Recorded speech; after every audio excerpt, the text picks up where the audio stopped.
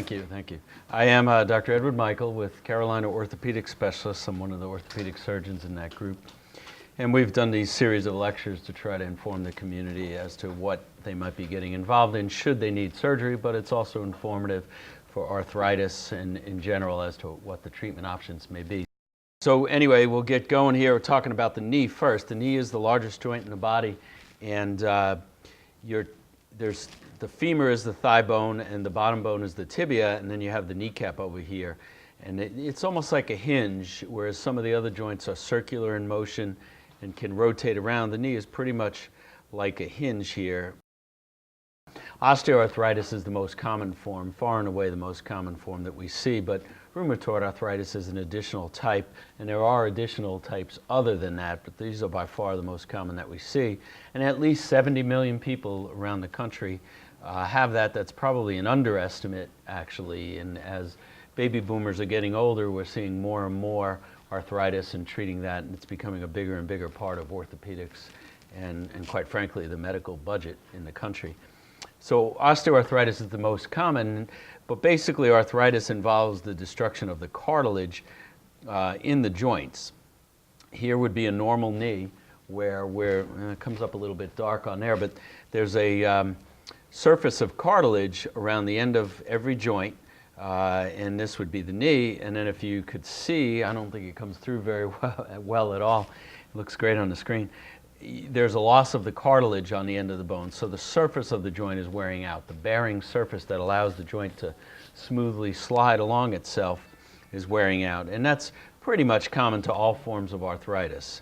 So, one of the things you need to do is decide, do you need treatment, and how do you do that? Well, how much pain are you having? Usually it's pain that takes somebody to the doctor's office, brings them into our office.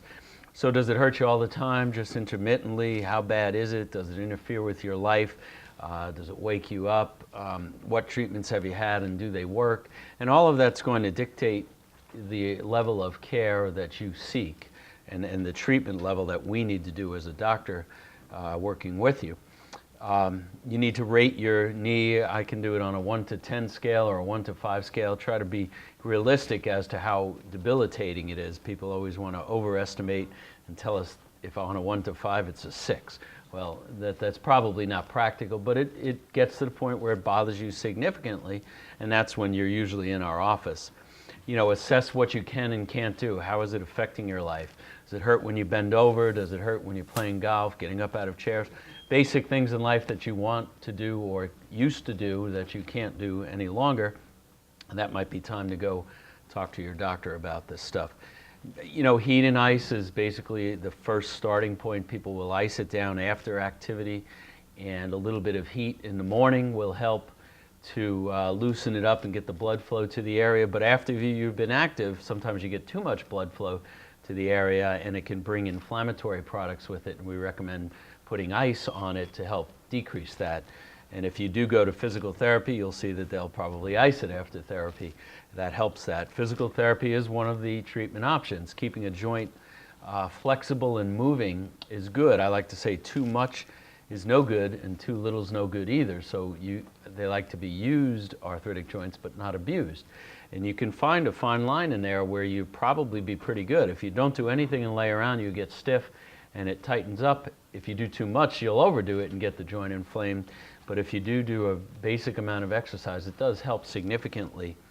And exercise can help in weight loss, which significantly can decrease the loading on your knee and the pressure that your joint sees, and subsequently decreased inflammation. So weight loss is also one of the recommended treatment options.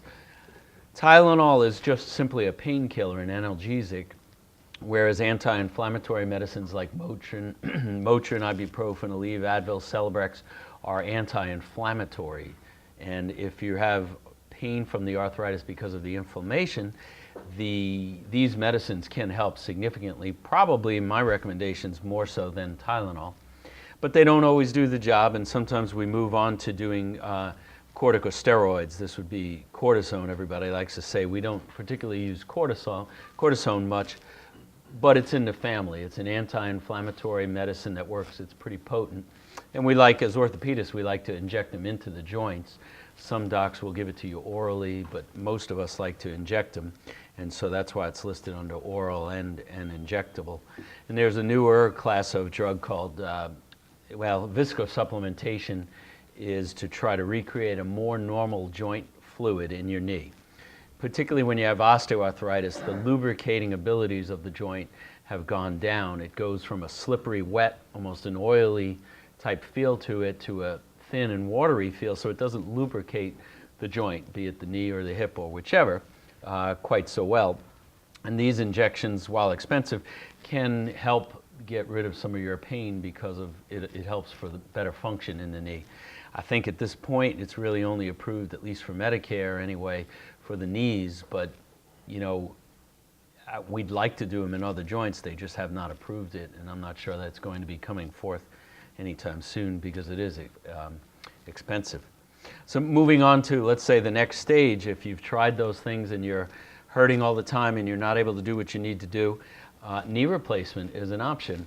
And they're not perfect, and I don't want anybody to think that they'll be miraculous and you'll be feeling like you did when you were 15 years old, because they're probably not going to do that for you, but they do significantly relieve your pain and discomfort from knee replacements. And most people, they last quite a long time.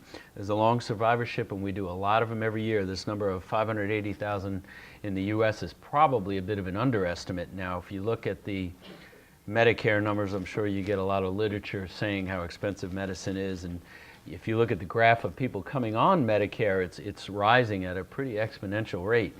And I think that 580,000 is going to be, as in 5 or 6 years when the numbers are reported, I think you're going to find a lot more knees being done. So what do we do? Basically, we trim out the surface of the bone that is worn out. In those earlier pictures that didn't show up well, we trim out the cartilage, which basically has a similar outline to what the surface of the knee implant shows here. And we resurface the femur and the tibia, again, the thigh bone and the lower leg bone. And in between that is a plastic implant called the polyethylene liner. Now, that is used in different sizes to adjust the space or the gap that's in there, but we shoot to recreate the natural gap that's in there.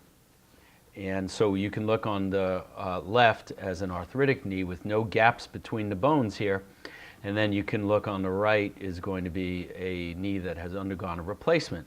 And we've recreated the space that's in the joint, but we've also resurfaced the joint, so you get movement between the metal and the plastic. And there are different types of this that I'll get into in a little bit here. So a healthy knee would be on the left, and then on the right, one that's been recreated. These knees are shaped to fit the basic outline of your femur, and they're different sizes based on the different bone sizes, you know, and stature and all that. And we can do the one that fits you well. There are a couple of types of knee replacements, going from what we call a fixed bearing, where this plastic piece that's in the middle here does not move on the metal piece over here. They all move between this this part of the implant and the plastic liner. Not all of them move between what we call the tibial tray and the liner. And that would be one called a rotating platform, where it moves not only here, but also here. It can rotate in this position here. And that tends to be the one I use, and I think most of my partners, although the other type works fine too. These are at least as good as the other type, and I think that's what you have in your hands there. You can see the plastic piece will twist and move, and you can also bend it like a hinge, like that. So there's two planes of motion, if you will.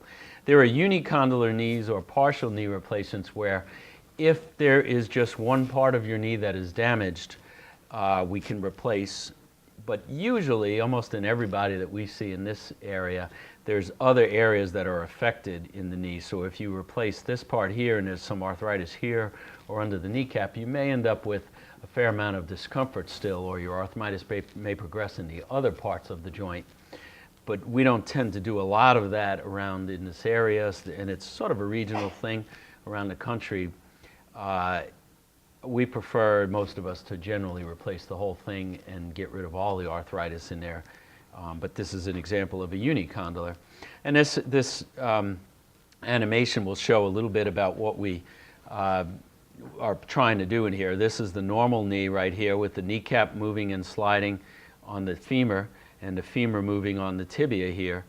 And it'll show you what it would look like as an animation here with the knee replacement. Again, you've got a metal piece on the femur, a metal piece on the tibia, then a plastic piece in between right here. This one will be one of those rotating bearing ones where we get motion under the plastic piece, which they're going to show you right there.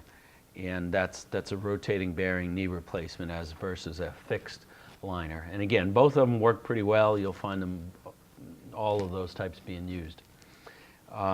When do you decide to do it? Really it's dependent on your pain and your level of function and to a fair amount on what we see on x-rays. Sometimes people have pain in their knee that are for reasons other than arthritis, and they may think that a knee replacement is going to solve all their problems. But if you choose poorly, mostly your doctor chooses poorly as to why the knee replacement is done, you may find that your pain relief is not going to be as good. Most of us will wait until the knee has worn out a significant amount rather than doing it earlier. We prefer to wait a little later and have the arthritis worse. And not that that guarantees a good outcome, but it at least lets us know that we didn't do the surgery without waiting, number one, and that there's a good likelihood of improving somebody's function significantly, and then they would be happier, and that's what we're looking for, obviously, as happy patients. So, if it does interfere with you significantly, used to be that only, I'll say, elderly would have it done, but it's being done younger and younger. When I was training, you rarely, if ever, saw them in 50-year-olds or under 60, and now it happens a fair amount, not quite as much, obviously, as you get older, but years ago, we wouldn't do them until it was really bad. But most Americans are not willing to put up with the pain and the discomfort for a longer period of time, and the implants have been improved to hopefully last longer, and they're being done a little bit earlier at this point. Osteoarthritis is progressive, there's no doubt. If you live long enough, it will get worse. And will it be to the point where you need the knee replaced? Maybe, maybe not. Maybe we can get you by with injections and anti-inflammatories, but when that does not work, then the knee replacement is the option, and you can talk that over with your doc. There's a lot of commercials out there about the woman's knee or the knee designed for women. The reality of it is the sizing of the knee is mostly on bony sizing rather than anything else. So we're going to put smaller knees in smaller people, and whether it's a male or a female. And I wouldn't buy into all the miraculous things they claim on the television as to our knee is designed for women and this one isn't. And, just remember it's a competitive environment, and the companies are trying to do anything that would give them the edge over the next guy. So gender-specific implants is what they call the quote female knee or male knee. But all of the manufacturers have different sizes. And I'll tell you, if one manufacturer or one particular implant was so much better than the other, you wouldn't see the competition. Everybody would be using the wonderful one. Okay. So, as far as knee pain, leading cause of knee pain is osteoarthritis. I would bet that probably 2/3 of the patients I see in my office come in because of osteoarthritis of the knee. It's very, very common. Far more common than hip and shoulder arthritis, but arthritis is a big debilitating disease in our country. It is degenerative, meaning it is progressive as well. It destroys the knee. Degeneration of the knee occurs, and it gets worse over time. So as you get older, you expect to see more arthritis and a higher frequency in older folks. Early diagnosis and treatment, we can treat you and get your symptoms under control. We probably cannot stop the degeneration. Nobody's figured out a way to make the cells grow, the cartilage cells, and prevent knee replacements. I think I will probably pass away before that's discovered, but one day it will, and they'll figure it out. I hope it's soon, but I'm not holding my breath. They've been working on it for years. And we discussed, the size and shape. 90 to 95% of the people have satisfaction. That means that some are not satisfied. So if you set too high of an expectation, it may be factors out of your control or out of your doctor's control, but not everybody's happy with them. They can be done perfectly, and you can do everything we ask you to do, and it still might hurt, or it still might pop, or it still might do something you don't like. It's not 100% guarantee, so that's something to take into account when you're discussing whether you do want to undergo the surgery.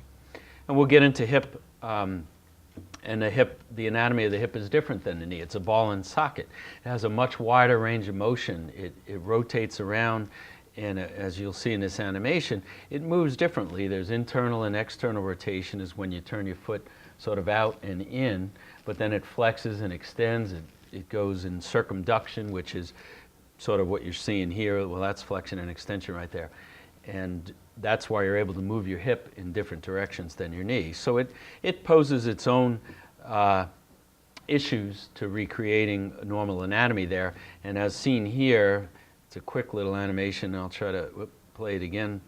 But it is a similar pathology in that there is loss of the cartilage inside the ball and socket. It's not visualized well there, and I think I'll show you a little bit better on some other pictures what we have there. But you know, like a knee, it can also cause you to limp and interfere with your activities of daily living. We like to abbreviate it. So walking, housework, bending over to tie your shoes. You have to rotate your hip up a little bit to get most people anyway, to get your foot close enough to put on your shoe, tie your shoes. One leg may feel a little bit shorter than the other, and I'll just caution you to not to think we can make up a lot of gap if one leg is shorter than the other. It's usually not because of wearing out in the hip, and it's only so much longer we can make a leg, but sometimes we can make them a little bit longer and adjust that if you undergo surgery. Those are taken care of before surgery by putting little heel lifts in there, and by having your legs the proper length, it might eliminate some back pain because you can generate some back pain as a result of a hip problem. Do you have balance issues? Do you feel weakness? You're having pain? Generally, hip pain is going to be in the groin area. When people tend to say, it's my hip, you know, when they point back here, that's not probably from the joint of the hip. That's probably more from your back. There's other causes of hip pain as well, so not always is it needing surgery or a treatment of arthritis. There may be another reason why you are having pain. Sometimes the hip pain radiates down into the knee, and I've had patients that we've had horrible hips, and they keep saying, but my knee hurts, not my hip. So we work up the knee, we did all this stuff, and they wouldn't believe that it's coming from the hip. Finally got fed up, did the hip replacement, and then they said, you're right, the knee pain has gone away. Now, I caution you to say that all knee pain is from the hip, because it isn't, but sometimes everything else looks normal, and it is actually from the hip. No particular formula all the time that we can go by in this business. $270,000 a year, roughly, according to these numbers, roughly less than half, really, of what knees are being done. And we do at least 2-to-1 knees to hips, probably even more than that. It's far more common. And again, they're designed to replace the damaged surface and alleviate pain. And those are also increasing in number as time goes on and as our population ages. The socket is replaced. We remount the socket with something that's sort of hemispherical, and we impact that socket into the bone of your pelvis. And sometimes we use screws to hold it in, but we like to have them what we call porous ingrowth, where the bone grows in there and it fixates it pretty well. On the other end of your hip, we've got a ball with a neck, what we call a stem or a neck, and then a stem that goes down into the femur here, and there'd be a hole in your femur, and I guess I don't have a hip up here. Might be able to show you on the, oh, there we go. I'm glad you recognize it. you fashion the femur so it fits it, and you slide that stem into here, and it kind of goes into place, whereas the socket is just impacted, and now you have a ball and socket. Does the socket take the place of the acetabulum? It resurfaces the acetabulum. I mean, the acetabulum, I guess you could say, is still there, but the surface that was worn it's a new bearing. We're basically replacing the bearing in your joint. And this is yet another picture of it with, you know, a hip in place on a pelvis. I'll just move on from there. So here's an arthritic hip, and this one has a lot of the arthritis on what we call the medial side versus probably more commonly up top here. But either way, that can occur, and this cartilage is worn out. There's no space over here, whereas there is space on the outer side. So that tells us the cartilage is worn away, because the cartilage is what's taking up the space on the x-ray that you don't see. The cartilage doesn't show up. So we basically replace your hip. This particular cup has some spikes that help fixation of that cup to stay in place. Again, you have to assess the amount of pain and discomfort you have before you undergo something like this, or even undergo treatment for arthritis of the hip. You know, you can always visit the doctor. Doesn't mean you're committing to surgery or anything. More often than not, we treat people without surgery than with surgery, although as time goes on, surgery may become an option as the years go on and we watch these joints degenerate. So, you know, most people, again, are happy with their replacements, but not 100%. I would say hips tend to recover quicker and are happier quicker than the knees, and the amount of people that are happier with their hips probably is higher than the percentage that are happy with the knees. But they both have a pretty good success rate, albeit not perfect.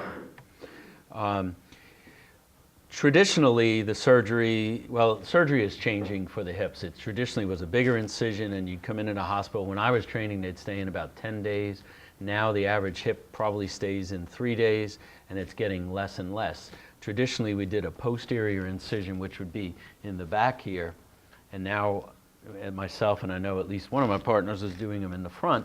It's becoming more and more popular to do it in the front, and I'll explain what we mean by all that. But traditionally, you know, we'd say a 3-month recovery time, although it takes longer to fully recover.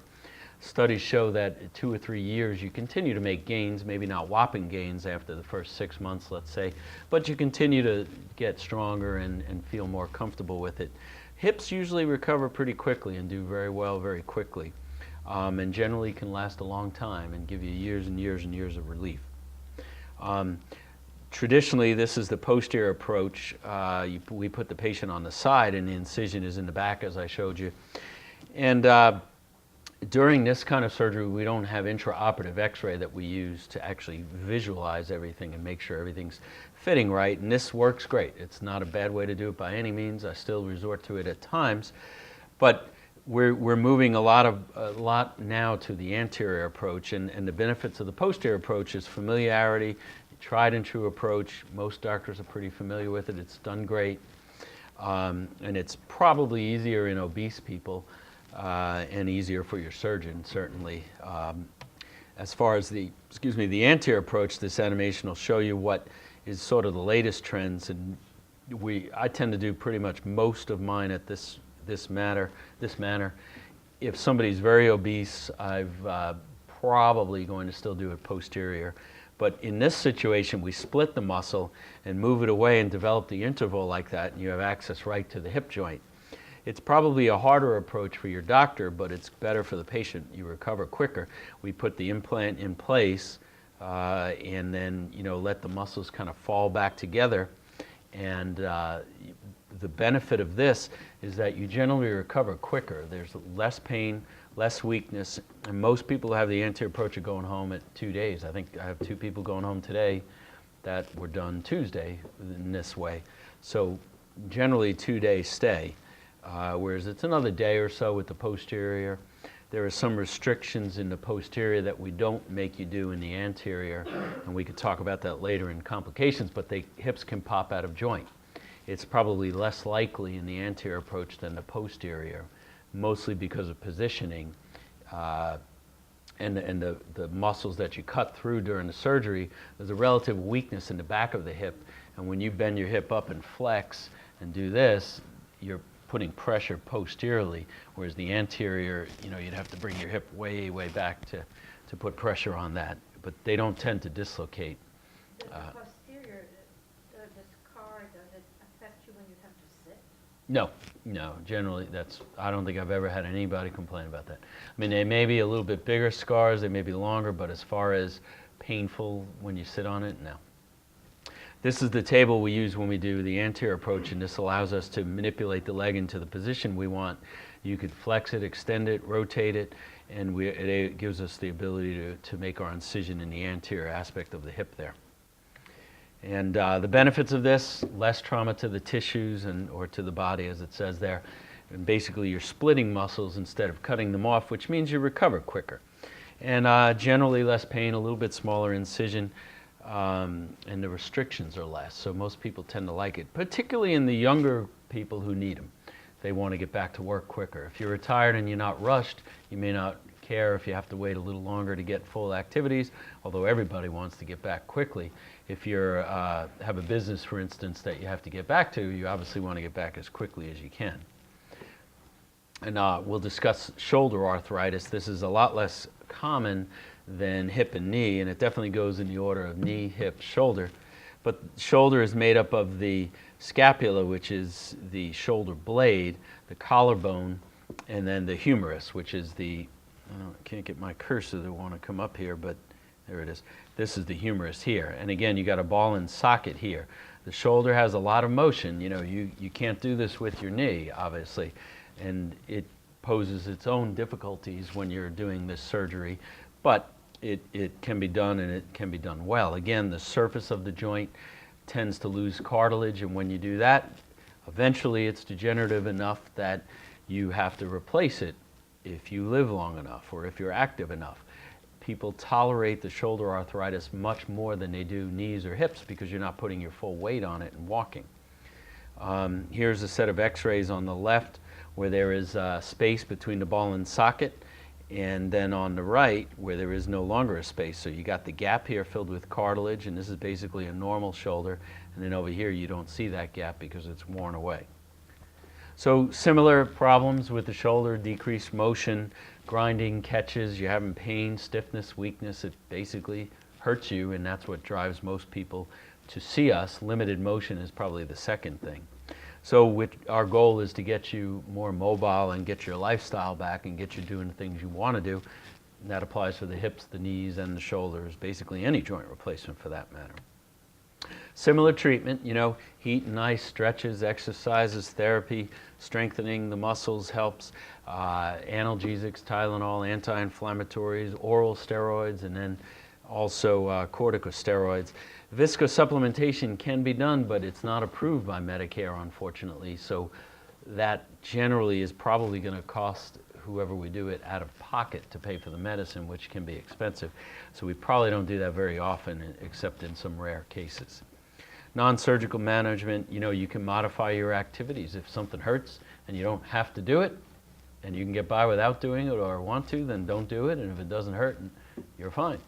But assistive devices to help you maybe reach things up in the shelf. If you can't reach it because your shoulder only goes this high, you know, you might be able to get some assistive devices, and we could send you to the therapist to help you with that. Physical therapy is important to keep the shoulder flexible and moving better. Any of the arthritic joints, I think we discussed that over and over again. A lot of people are reluctant to go to therapy. They don't believe that, oh, I can exercise, I can do it myself. They go to school for a reason, they train for a reason. There's a lot of things they can do for you that can help you that you probably can't do on your own. And I do tend to send a fair amount of people to therapy for that reason. After these joint replacements, virtually everybody goes to therapy. But a stretching and strengthening program can be initiated on your own, and it may give you some relief.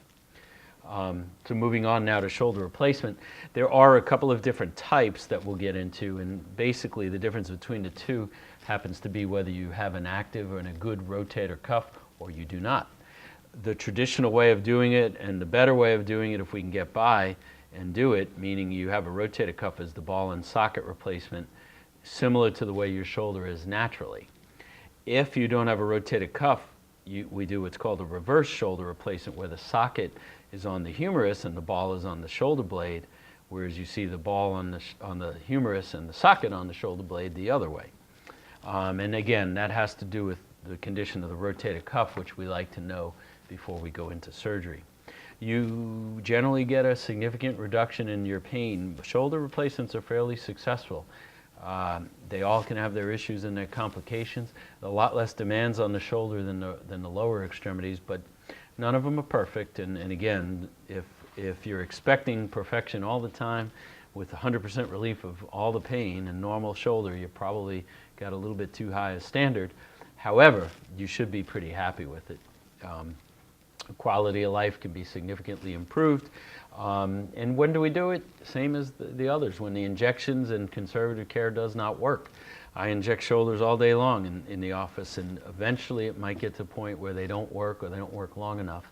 And then we can discuss whether you need surgery or not. But the vast majority of people with arthritis of the shoulder don't get surgery, just like in knees and hips. This would be the humeral component that would go down into the bone of the humerus, and we can show you that here as well. This is this traditional shoulder replacement where the socket is on the scapula or the shoulder blade, and then the ball goes into the humerus on the stem, and it fits down in there, and you get a new ball and socket. And that's different than the reverse shoulder arthroplasty, which I'll just leave it there, which we'll get into in a bit.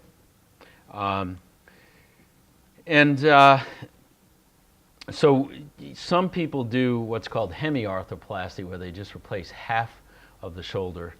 I don't tend to do that because a lot of the studies will show that ultimately they still end up having pain down the road, and you may end up having to go back and do the surgery to replace the socket. So usually I will do a ball and socket replacement right off the bat. And again, it's total shoulder replacement, which is the traditional type that I showed right there, is for people who have rotator cuffs or maybe small tears in the rotator cuff that we can repair. You have to have good bony support, of course, for all of this stuff that we're talking about today.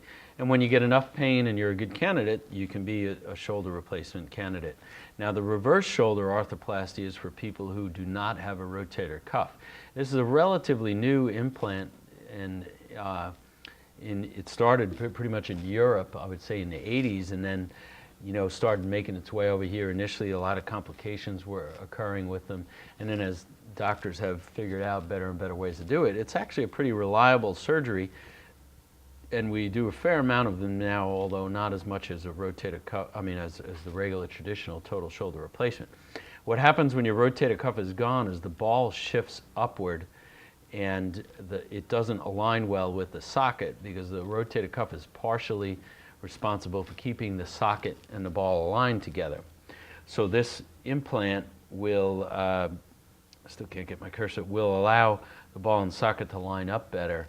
And because of the rotator cuff being gone, it allows your deltoid muscle, the big muscle out here, to substitute partially for the rotator cuff. I don't want to get too technical on that, but when you don't have a rotator cuff and you need a replacement, this is the type we do.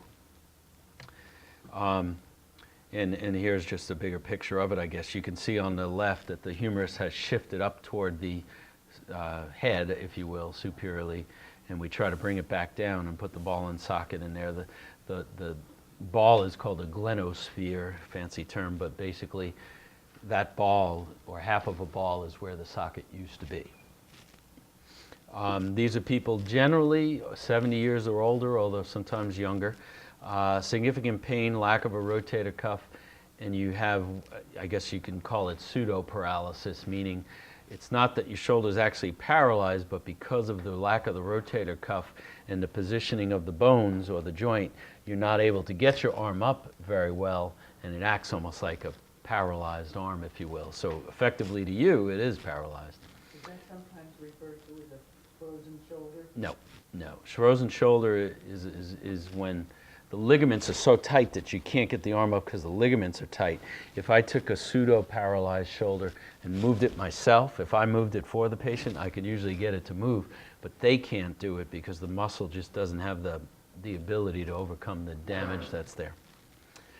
We don't recommend the reverse in young people. The track record thus far, like I said, it came out in the 80s, whereas total shoulder replacements, they probably started doing in the 50s or early 60s. We don't know if they're going to last, and so you don't want to put it in somebody expecting it to be there 40 years, because it just might not be. So it really is a salvage procedure that we use.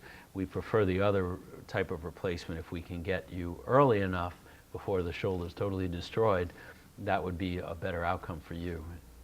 So the best remedy as far as torn the rotator cuff is to have it repaired? If it is a repairable rotator cuff and you don't have a lot of arthritis, repair it always. We prefer to keep you with your natural body parts if we can.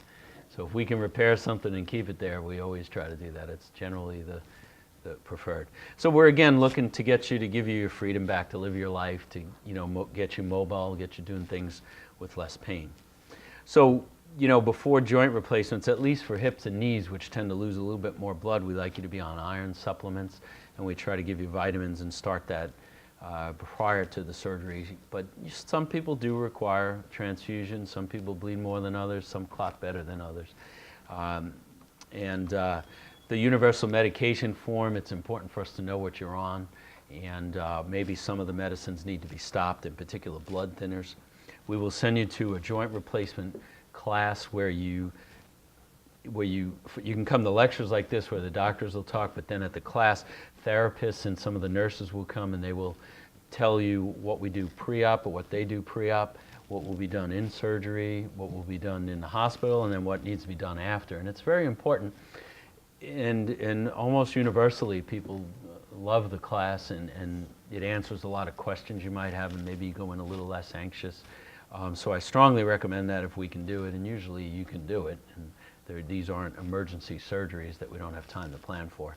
So it's a very an integral part of the joint replacement. Physical therapy preoperatively also can help to strengthen you and loosen up the joint better and get you in a much better functioning state than you would be otherwise. And the better you are going into the surgery, the quicker you're going to recover.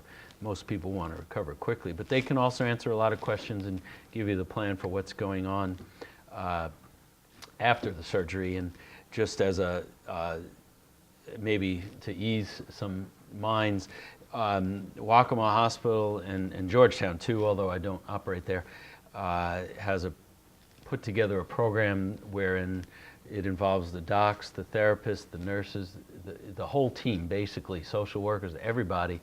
And we've gotten designation from the Joint Commission, the government basically telling us or permitting us to call ourselves a center of excellence, which is a lot of hard work in a lot of people's parts. And it has to do with outcomes, planning, best practices, education of the patients. You don't just apply and get it. And I think we were the second hospital in the state to get it at this point. And again, I want to stress that it's a team approach. Includes everybody from the doctor through the dietitians and the social workers, the case man, you name it, everybody's involved. So we try to integrate, and it makes your a little less stressful, your surgery, and answers a lot of questions, and hopefully things go smoother. We got to avoid blood thinners. Anybody who's on them, I prefer you stop ibuprofen and those kind of things. They can inhibit platelet function, and that can make you bleed more, making the surgery tougher, but also maybe making you bleed more after surgery and even require blood transfusions. So we try to get you to stop all those things best we can. Some people sneak by. If they don't tell us they're on them or they don't listen, then they can, it causes an issue sometimes. Nothing to eat or drink after midnight. Your surgery will be canceled. It's not an emergency. Anesthesia will not take you back there if you've eaten or drank something after midnight. Have to have an empty stomach.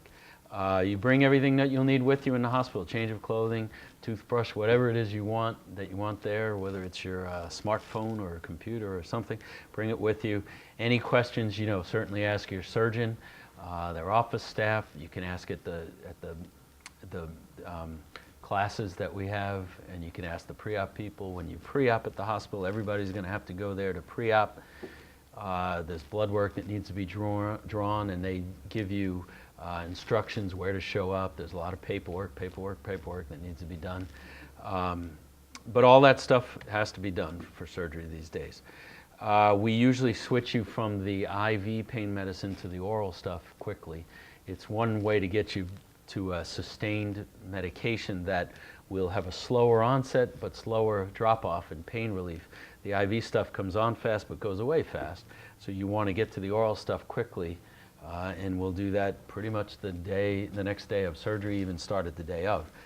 Blood thinners we generally use on hip and knees. Sometimes it's injectable blood thinners, which I tend to use, called Lovenox, but sometimes it's just aspirin, 325 milligrams twice a day, so a higher dose than just a baby aspirin a day, and that's to hopefully decrease the incidence of blood clots. There's been study after study trying to figure out what the best way to prevent that is, and nobody's really proven that one thing over the other is so much better. Again, that's why there's a disparity in who uses what. I believe in being a little more aggressive because the blood clots are significantly, such a significant problem if they should occur and can be dangerous, and we'll get into that in a little bit. So I believe in being a little bit more aggressive, but the one way to prevent blood clots is get up and move in quickly. We're not going to let you lay around in bed after this. Cold therapy is basically a form of ice to the knee. We keep the inflammation down by putting a sleeve around your knee that has sort of ice water in it that runs through and circulates to keep the temperature down. Early mobilization is key for a number of reasons. Number one, to get you back on your feet and your lifestyle back, but prevents a lot of complications, you know, blood clots, bed sores, pneumonia, urinary tract infections. There's a number of things that can occur. We try to minimize those. And that's one of the things criteria that you have to meet to get that center of excellence that I showed you earlier. Your complication rate has to be, you know, somewhere near a norm or better than the norm. If you're somewhere way out there with a lot more complications, they'll probably hold that back from you. Therapy starts the day of. You're out of bed moving, not so much with the shoulders, but the hips and the knees. Social services will help with discharge planning and any needs you might have. Most patients will go home 2 or 3 days. Shoulders, we usually go home a day or two after. The anterior hips 2 days, posterior hips maybe 3. Knee replacements 2 or 3, depending on pain tolerance, how strong you are going into the surgery, and quite frankly, what you're willing to put up with. We can't keep you in the hospital till you feel like going home. Some people stay there for a month, but we can't do that. The walker and the elevated toilet seat are used in the hospital, and you'll be going home with those as well. It just makes it a little bit easier and safer to get around and to go to the restroom. Some patients who maybe have other debilitating conditions or have had multiple medical problems or procedures done may need to go to an inpatient rehab or go to a nursing type facility for rehab if they can't go home for whatever reason. And that is not something that's elective, shall we say, in that you just can't send anybody who wants to go. The Medicare has pretty much put some limits on that, and you have to abide by the rules. It's not in my control, or yours for that matter, but if you meet certain criteria, which we don't determine, that can get you into rehab. Most people don't need it, and most people who do need it, that will need it postoperatively, we can usually identify preoperatively. As soon as you're medically stable and able to be getting around on your own safely and you're able to be comfortable with the pain medicines we prescribe, we let you go home. And you know, it's important to have someone that can help, either family or husband, wife, or neighbors that can help. This is the time to use up some favors if you live alone and don't have anybody down here. We say 4 to 6 months recovery. Realistically, people do better long before that, although not perfect, and they continue to improve after that, and everybody's different. Some people come in 6 weeks after a joint replacement thinking you never even touched them, and they're wonderful, and others come in limping still with stiffness, soreness, and not quite there yet. The vast majority of people do very well, some at different paces, but in the end, most of them do very well. You have to continue to stay active. You can't just lay around, again, for complications, but also to get a good outcome ultimately. Physical therapy usually lasts 2 to 3 months, and blood thinner use 10 to 14 days for me for the injectable stuff, but we usually like to keep you 6 weeks total on the aspirin after that. So I usually have you in with the injections for 2 weeks, 4 weeks of aspirin for 6 weeks totally. And that's really hips and knees, not so much shoulders. And you know, it is important, as I said, to have a caregiver there to help you and provide support. There's some things that you're not going to be able to do or not feel like doing. You know, meal preparation, laundry, shopping, important. If you're going in, try to get stuff in the house so you don't have to go out. But I do encourage people to go out and get around and move. It is important to get you back on your feet and recovering well. So, you know, there will be some limitations in your activity. You'll have to change the dressings, and it shouldn't be oozing or leaking too much after that, but it will leak somewhat in daily dressings for a while. We usually get you in the office 10 to 14 days after it, take the staples out or stitches, whichever the case may be. And Knees and hips usually start therapy right away. Shoulders, because of you having to cut through the rotator cuff, usually I don't start therapy for 4 to 6 weeks after those, generally 6 weeks. But therapy is part of all of these joint replacements. Pain medicine, of course, we do provide you, and you will probably need some refills. I'd encourage you to minimize it best you can, because it can slow your bowels down and cause other complications other than just constipation. But you know, you take what you need to, but try not to use it too much. As far as getting back to work, for who that applies, you know, it really depends on how you're doing. The shoulder's probably going to be more restrictive because you're in a sling for 6 weeks. Hips, if you can handle it, and the knees, if you can handle it, I don't mind you going. Realistically, if you're doing things like construction or climbing on roofs or ladders, you know, I'm not going to let you do that. But the reality is, I tell you that you can progress as quickly as you like after these joints. Okay. Driving, when you can do it safely. I mean, you got to be able to jam on a brake, get out of a car in an emergency, in an accident. And I don't want you hurting anybody or yourself. So you got to use your head. I mean, I can't come out there and watch you and say, this is what we look for and this is good enough, this is not. But you'll have to use your judgment on that. You know, no contact sports for the shoulders, no heavy lifting, probably 6 months in that time range, and 6 weeks in the sling for the shoulders. You know, the results vary. Not everybody does well after these things. How you go into it helps how you come out. If you're overweight and out of shape, you're probably not going to recover as quick as somebody who's thin and active and strong. But it doesn't mean you can't improve your lot by doing physical therapy and doing the exercises and strengthening, you know, your body. But there are risks for all of this stuff, you know. We have to weigh your medical conditions. A lot of people have medical conditions that are comorbidities, we call them, that can put you more at risk of, for instance, a blood clot or a heart attack or a stroke, or maybe your heart's not strong and you can't get the rehab as quickly because your heart's just working so hard. There are a lot of factors that we try to use our judgment for, but you can't predict everything. Infection, less than 1% for these things, but when they occur, they're a pain in the neck. Usually the joint has to come out, and then the body can't really fight an infected joint very well. If you catch it early, you can wash it out and you might be able to keep the joint. But if it's infected and it's been there a while, and infection can occur early or late, people can come in years after a surgery. Doesn't mean it got infected at the surgery, but let's say you got a urinary tract infection or a pneumonia or a cut, or we don't even know. Some people just develop infections and they come in. You generally have to take the joint out, 6 weeks of antibiotics, and then after a time after that, we check certain things, lab work and that, and when we feel comfortable, we can go in and generally put the joint back in, but it's a long, long road that's frustrating for both you and your doctor. Nobody likes to see this, so we go through great pains to try to prevent it.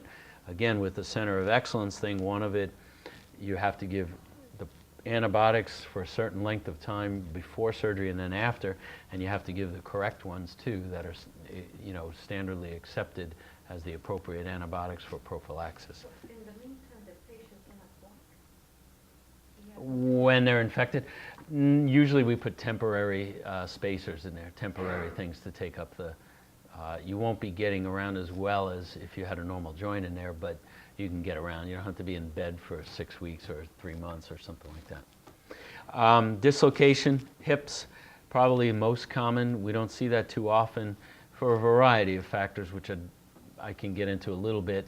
The size of the ball and socket has to do with it, but also the approach. And as you get better and better at them as an orthopedic community, I think we're seeing less and less dislocations. They can occur in the shoulders as well, and even the knees, but rare for, I would say rare for all of them, but far and away the more common in the hips versus the others. They can get loose, they don't last forever. They can work themselves loose from the bone, and that can cause pain and force you to have it redone. Stiffness can occur, particularly if you're the kind of person that scars a lot around you know, a healing body part. In knees, that's more of a problem than it is for shoulders and hips. But it can occur, I suppose, in any joint. I don't see it all that often, but we do sometimes. Fractures can occur during surgery.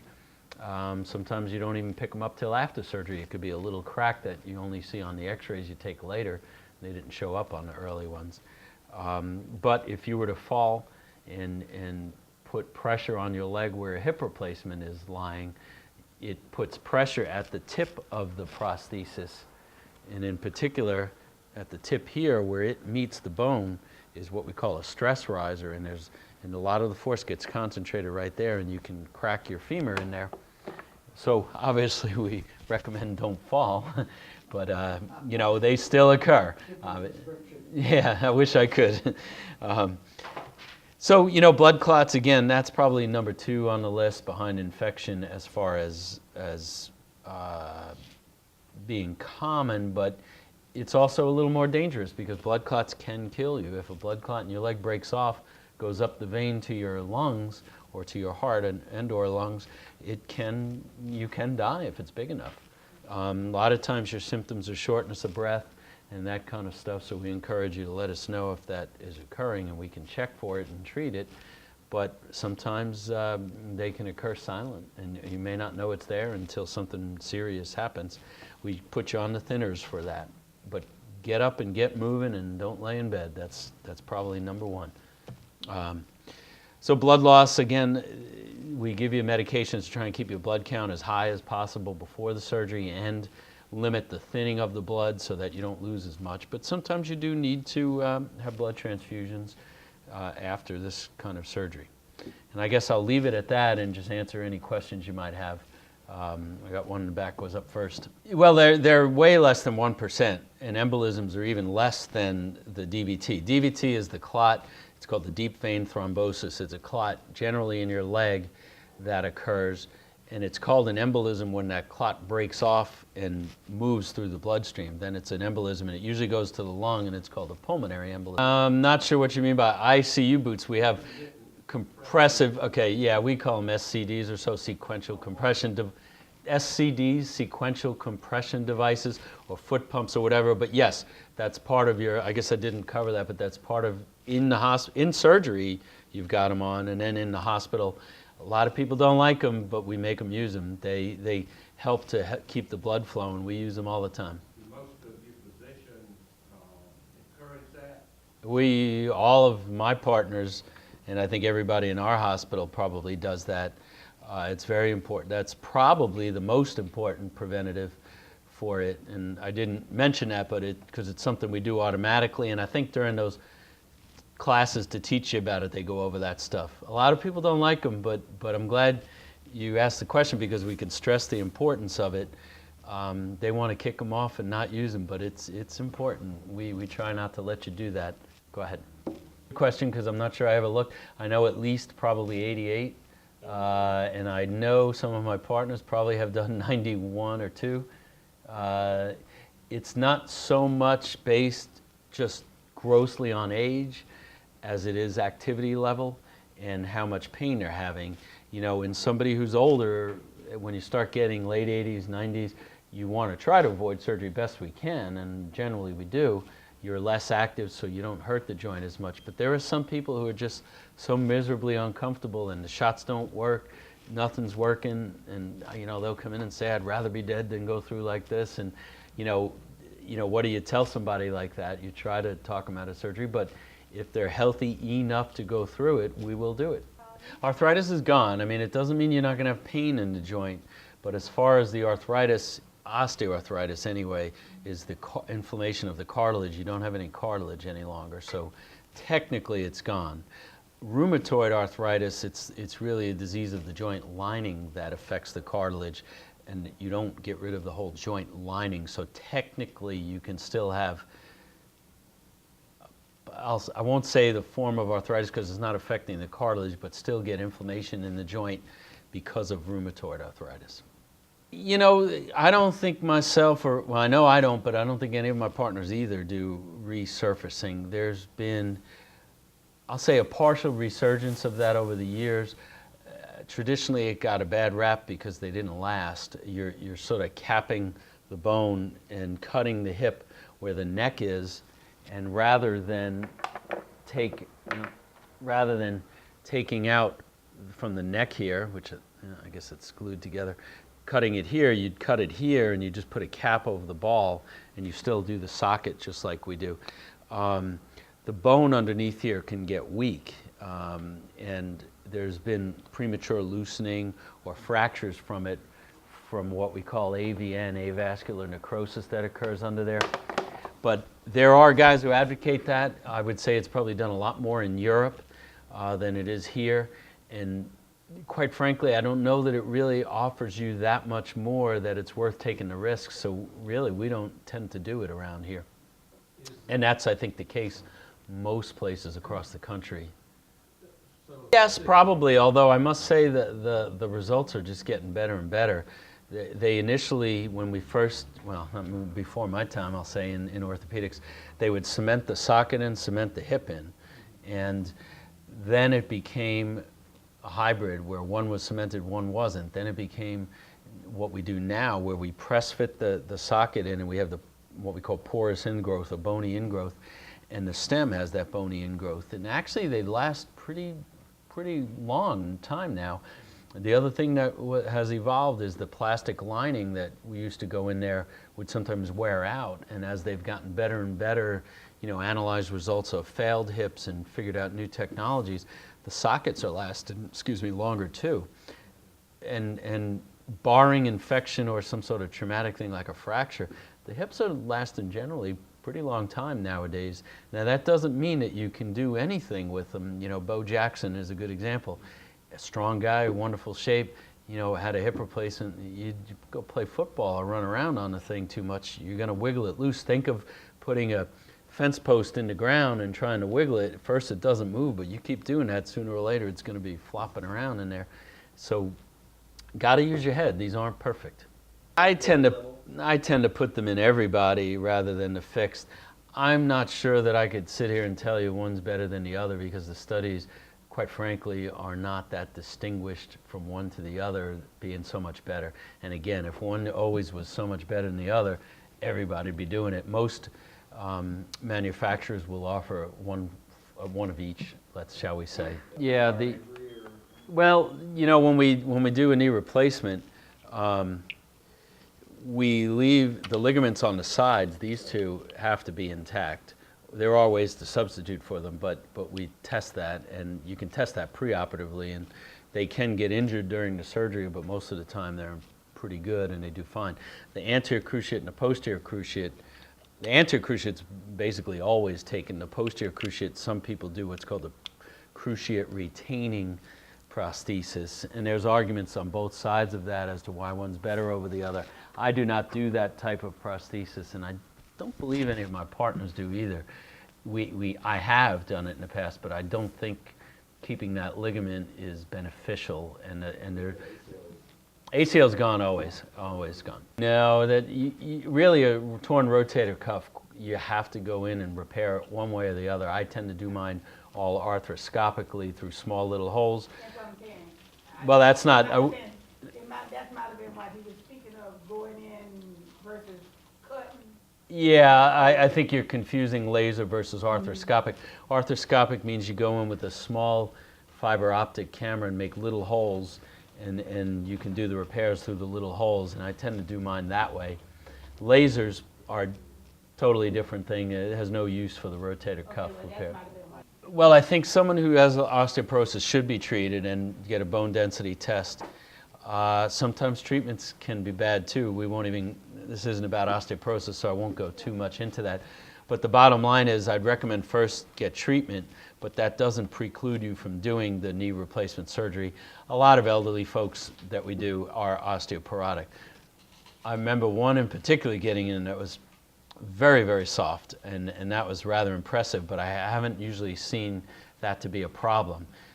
Theoretically, it's not as strong as, let's say, someone who has good bone, and it'll grow in maybe not quite as good. But the flip side of that is you usually don't get osteoporosis unless you're not quite as active as your bone responds to activity level. The best way to prevent it is exercise, and start early, start young, and do it your whole life. Helps prevent progression of osteoporosis.